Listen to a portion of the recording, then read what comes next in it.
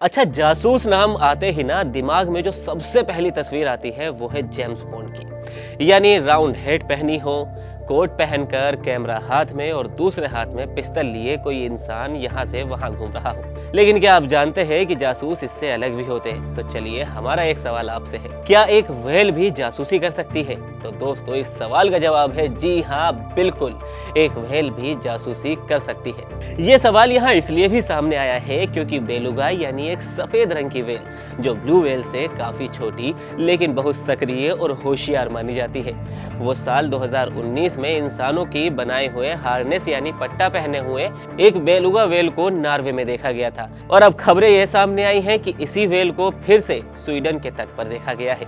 अंदेशा तो ये लगाया जा रहा है कि इस बेलुगा व्हेल को रूसी नौसेना ने जासूसी करने के मकसद से प्रशिक्षण देकर समुद्र में छोड़ा है। तो क्या सिर्फ रूस ही इस तरह से जासूसी करा रहा है या फिर और भी कई देश ऐसे हैं जो इस तरह से जासूसी करवा रहे हैं? दरअसल मॉडर्न जमाने में मॉडर्न तरीके से जासूसी अब होने लगी है। अब जासूसी करने के लिए सिर्फ जीव जंतु ही नहीं, पानी के जीव भी हो सकते हैं या फिर मासूम लगने वाली बिल्ली भी हो सकती है। यहाँ तक कि वैज्ञानिक भी जासूसी की होड़ में शामिल हो चुके हैं। वे असली पक्षी या कीड़ों की तरह दिखने वाले उपकरण बना रहे हैं जो आराम से कहीं भी पहुंच सके और अपना काम कर कर चलते बने। और हाल फिलहाल की ही बात नहीं, इस तरह की जासूसी तो बहुत पहले ही शुरू की जा चुकी थी। वक्त में थोड़ा सा पीछे चलते हैं, बात करते हैं दूसरे विश्व युद्ध की। सेकेंड वर्ल्ड वॉर के दौरान ब्रिटिश सेना ने 2.5 लाख के लगभग कबूतरों को नौकरी पर रखा था। आप जानकर हैरान रह जाएंगे, लेकिन ये बात सच है। इसके अलावा अमेरिका की खुफिया एजेंसी CIA ने पिजन मिशन शुरू किया था, जिसका मकसद ही था कबूतरों को ट्रेंड करके उनसे जासूसी करवाना। बिल्लियों को जासूस बनाने की कहानी भी बेहद खौफनाक है, जिसे ऑपरेशन एकोस्टिक किटी नाम दिया गया था। CIA के पूर्व कर्मचारी विक्टर मर्चेटी ने एक बार बताया था कि वो बिल्ली को बीच से काटते थे, उसके भीतर वो बैटरी डालते थे और उसे चलने फिरने लायक बना दिया करते थे। ऐसा लगता था कि असल बिल्ली ही ये घूम रही है, लेकिन वो होती जासूस थी। सिर्फ पक्षी या जानवर ही नहीं, इसमें तो पानी में रहने वाले जीव जंतु भी जासूसी करते हैं, क्योंकि इनमें अंधेरे में देखने और पानी में भी सब कुछ सुनने की ताकत होती है।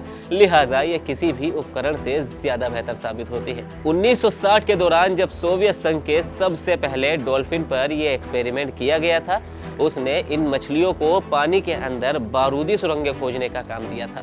इसके साथ ही डॉल्फिनों का एक और काम भी था, वे बॉर्डर पुलिस की तरह सोवियत ब्लैक सी के चारों ओर घुमा करती थी और अगर कोई सीमा के अंदर आ जाए तो वो इनसे तेज आवाज के साथ एक सिग्नल निकाला करती थी, जो सोवियत की नेवी को अलर्ट कर देता था। रूस तो मछलियों से जासूसी करवा रहा था, लेकिन अमेरिका एक कदम आगे निकला। दरअसल CIA का इरादा था कि वो इनकी मदद से दुश्मन देशों के जहाजों को डुबा दे। इस प्रोजेक्ट को ऑक्सीगैस नाम दिया गया था। अमेरिका ने डॉल्फिनों को इस तरह से तैयार किया था कि दुश्मन जहाज को पहचान कर वो उससे बारूद अटैच कर दे। ये टाइम बम की तरह ही कुछ समय बाद फट जाते हैं। हालांकि कुछ अधिकारियों के एतराज जताने पर यह प्रोजेक्ट बीच में ही रोक दिया गया। ये तो हुआ पास्ट और प्रेजेंट। अब बढ़ते हैं फ्यूचर की तरफ। फ्यूचर में जिंदा जीव जंतुओं की बजाय मुर्दा शरीर जासूसी के काम आ सकते हैं। कुछ देश के इंटेलिजेंस पहले भी ये कोशिश करते रहे हैं, लेकिन अब जाकर इसमें कहीं कामयाबी मिल रही है। इसे टैक्सीडर्मी कहा जाता है, जिसमें मुर्दा मकड़ियों में स्टफ भरकर उन्हें कुछ इस तरह से तैयार कर दिया जाता है कि देखने वाले को ये लगे कि ये एक जिंदा मकड़ी है और इन पर कैमरा भी नहीं जाएगा और ना ही ऑडियो उपकरण इन्हें पकड़ पाएंगे, ताकि ये किसी की भी नजर से बच सके।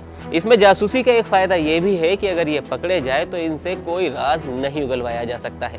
तो दोस्तों, मैं हूं आकिल और आप देख रहे हैं ABP लाइव। इस वीडियो पर आपकी क्या है राय, आप हमें कमेंट सेक्शन में जरूर बताएं। वीडियो अच्छा लगा हो तो लाइक करें और इसी तरह की तमाम छोटी बड़ी अपडेट्स के लिए आप देखते रहिए ABP लाइव।